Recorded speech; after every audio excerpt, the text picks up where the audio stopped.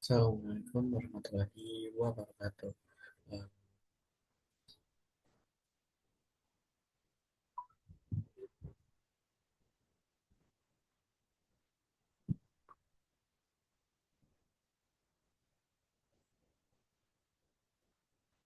Assalamualaikum warahmatullahi wabarakatuh. Good morning, everyone. Today I will like to present about market and marketing aspect in business visibility study. My name is Gio Firdansyah dengan NPM 2441104. Baik, semuanya.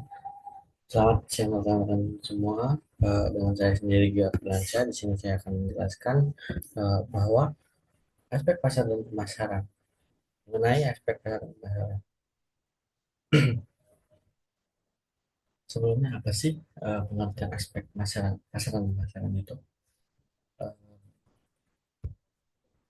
Menurut Kashmir 2003, aspek pasar adalah analisis yang dilakukan untuk mengetahui besar peluang pasar, tingkat permintaan, terus serta menentukan strategi pemasaran yang tepat bagi suatu usaha.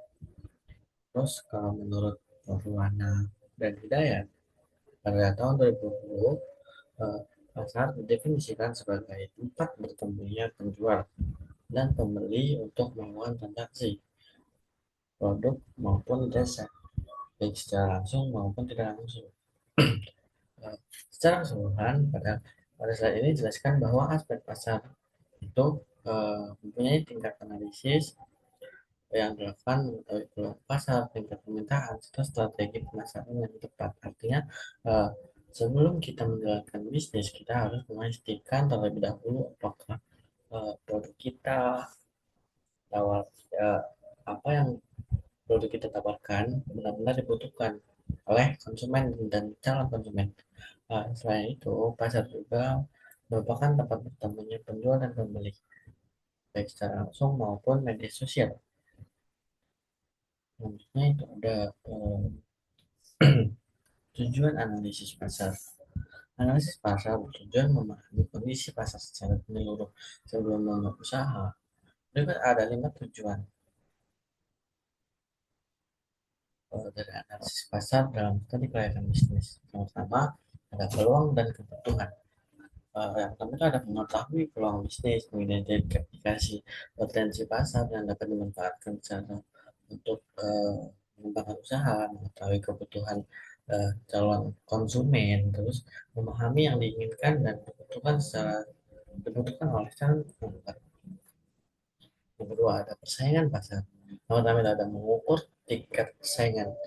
Contohnya, seperti jika kita ingin jualan produk UMKM seperti es teh ataupun yang lainnya, itu kita juga bakal sebelumnya kita melihat nih lokasinya, terus uh, persaingannya yang jual es teh ataupun yang ingin kita jualkan itu sama, itu harus kita teliti terlebih dahulu.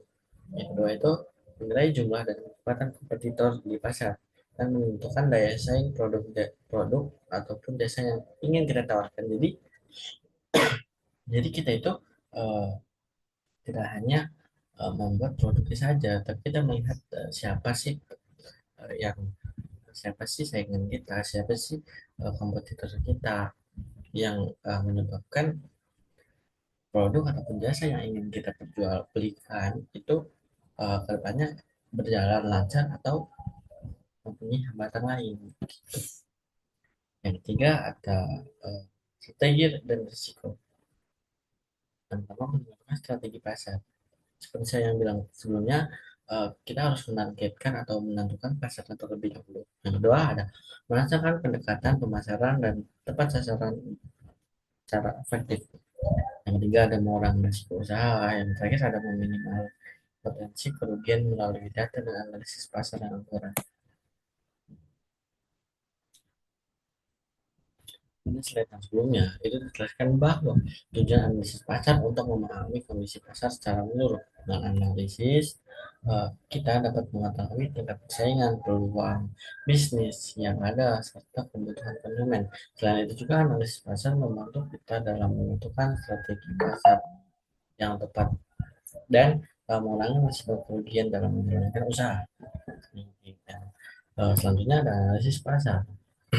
Hal ini menjelaskan komponen penting dalam analisis pasar seperti permintaan dan penawaran hingga harga serta perilaku konsumen. Dan tidak lupa ketinggalan dengan tren pasar. Melalui analisis ini kita dapat mengetahui apakah produk yang kita uh, proses atau memiliki peluang itu uh, untuk diterima di pasar. Misalnya jika permintaan tinggi dan trennya sedang naik, maka peluang bisnis tersebut akan semakin meningkat. Selanjutnya ada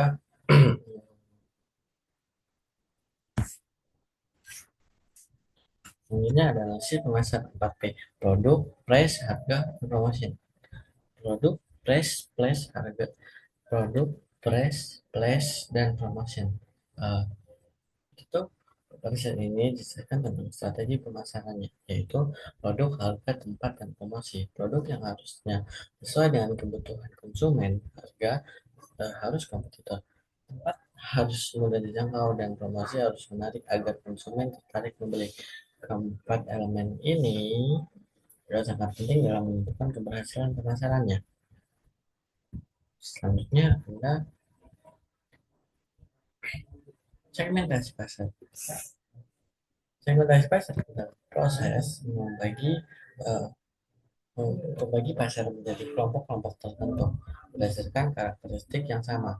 Tujuannya adalah memahami target konsumen secara lebih mendalam agar strategi pemasarannya lebih tepat sasaran. Jadi jenis geografis berdasarkan lokasi, terus demografis secara berdasarkan umur, gender, dan pendapatan. Psikografisnya itu berdasarkan gaya hidup dan nilainya.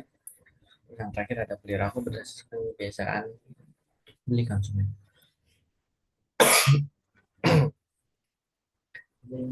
Ya, selanjutnya ada targeting. Pada slide ini kita jelaskan bahwa targeting adalah proses pembedaan segmen pasar yang akan menjadi fokus utama bisnis. Target pasar bisa berupa niche market, ataupun segmented target market. Itu dengan menentukan target yang tepat, bisnis juga bisa dan menawarkan produk sesuai dengan kebutuhan konsumen yang dituju. Tentunya ada positioning. Positioning ini menjelaskan tentang bagaimana cara kita menempatkan produk di benak konsumen. Bagaimana kayak para konsumen atau calon konsumen itu mengerti apa sih yang kita ingin produksi gitu. Ini bertujuan menciptakan citra tertentu seperti produk yang murah, premium, unik. Salah satu contohnya yaitu produk Indofood, yaitu salah satunya Indomie.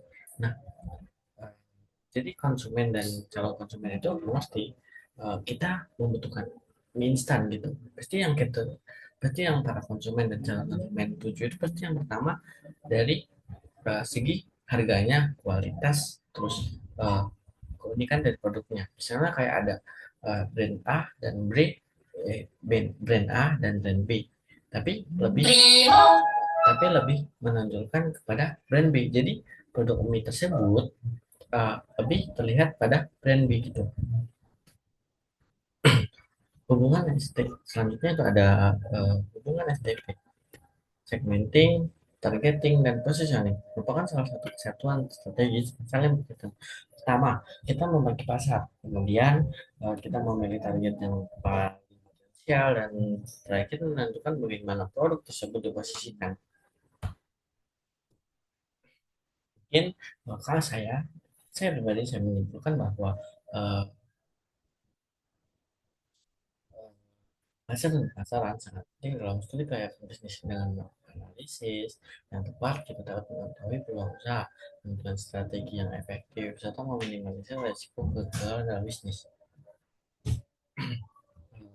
That's all for me for my presentation. Thank you for your attention. If you have any question, I will be Itu answer. Eh, saya kira saya pun undur diri, saya kira wabillahi taufiq wal hidayah. Assalamualaikum warahmatullahi wabarakatuh.